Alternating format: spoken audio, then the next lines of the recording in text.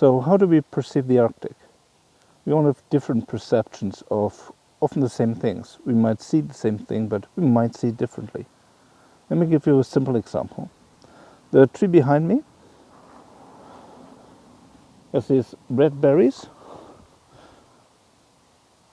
Here, these berries, they're turned into marmalade. So you don't eat them raw, but here they're actually turned into marmalade. Have a high vitamin C content, I've been told. And yet, in other parts of the world, you won't even touch that. I grew up in rural Germany, and the very same berries grow there as well. The literal translation would be the bird berry. And it was one of the first things you learn as a kid in the countryside, that you never ever eat those berries. Turns out they're not really toxic, as I've been told as a kid, but they're really nothing you want to eat in a raw condition. So for kids, actually fairly dangerous. Here, basically a delicacy, if you know what to do with them.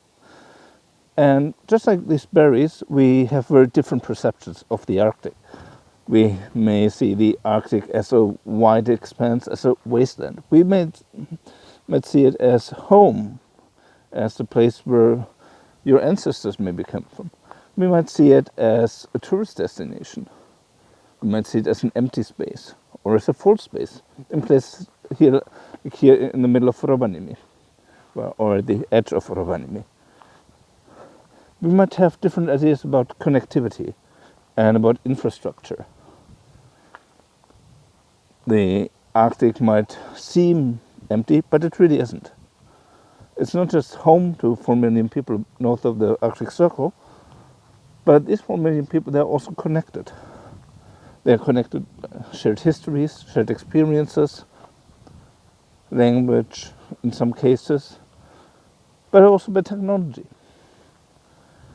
For those of you who are new to Finland, one of the most interesting things for me here was that the mobile phone coverage is excellent.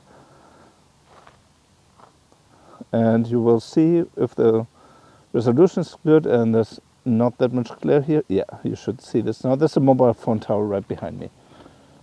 Now, why is that important? If you have large distances, you will find it difficult, of course, to build landlines and things like that.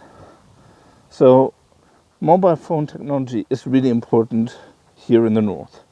And you will notice that you will have mobile internet, for example, in a lot of places. You will have mobile internet in the middle of the forest, even hundreds of kilometers north of the Arctic Circle. That is important for a country like Finland, which is relying on high tech to provide services. You have medical services through the internet, mobile technology, so we have telemedicine and so on.